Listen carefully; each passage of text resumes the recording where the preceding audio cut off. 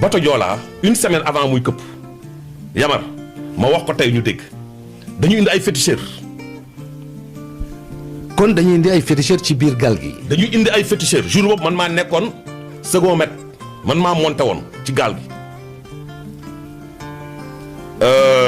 am ku ma woo ci gaal gi suñu kilifa yi ne ma Birama am na ñuy ñëw pour ñaan ci gaal gi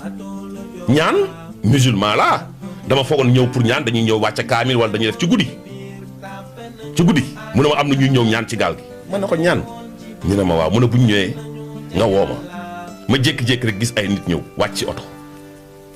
ñenn ñaa ngi màndi yore ay deret ay sàngara ay yu kenn xamul ma ñëw woo kilifa gi ma ne ko ñëw nañu ma gis kilifa gi woo téye téléphone am di wax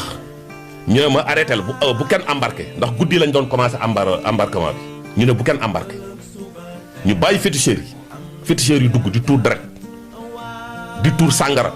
di takk ay jël ay ndaa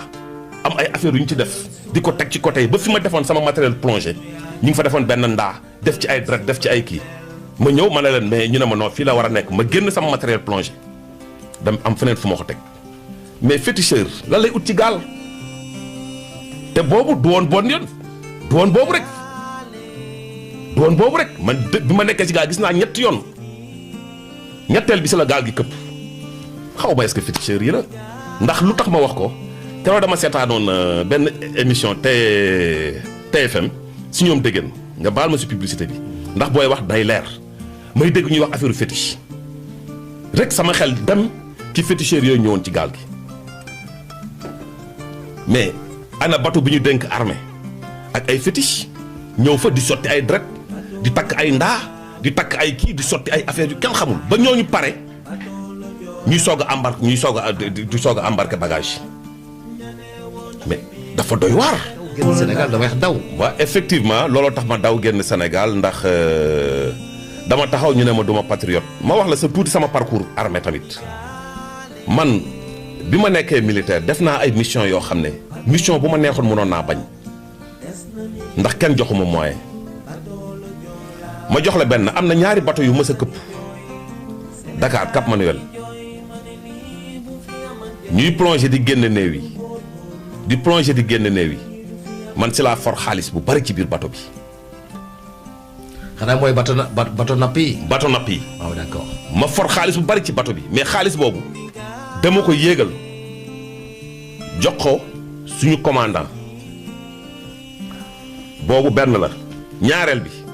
jëlee nañ ma fii Sénégal man kenn dong mu am affaire bu doy waar Casamance moo woon benn militaire Thiandoum dinaa tudd turam sergent Thiandoum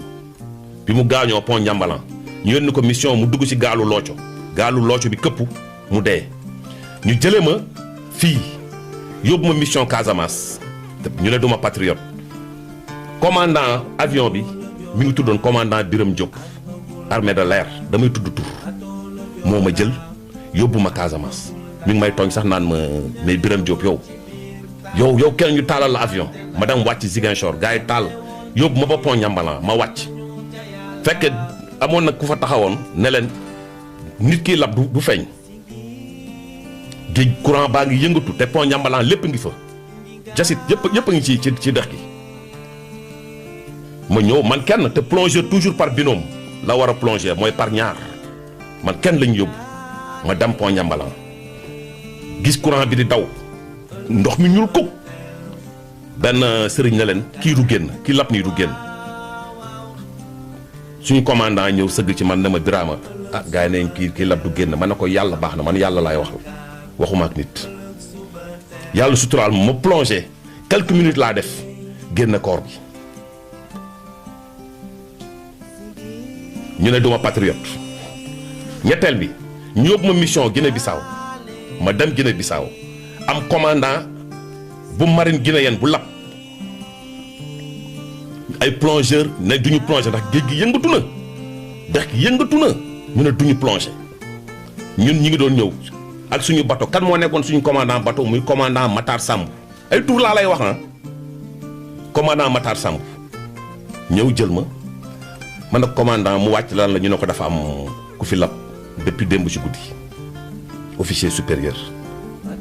mu ñëw ne ma Birama il paraît dafa am ku fi lab mais plongeur ne kenn mënuñu dugg géej gi dafa yëngatu ma ne commandant bàyyil ma mu ne ma ak géej gi nu mel nii ma ne ko bàyyi ma dem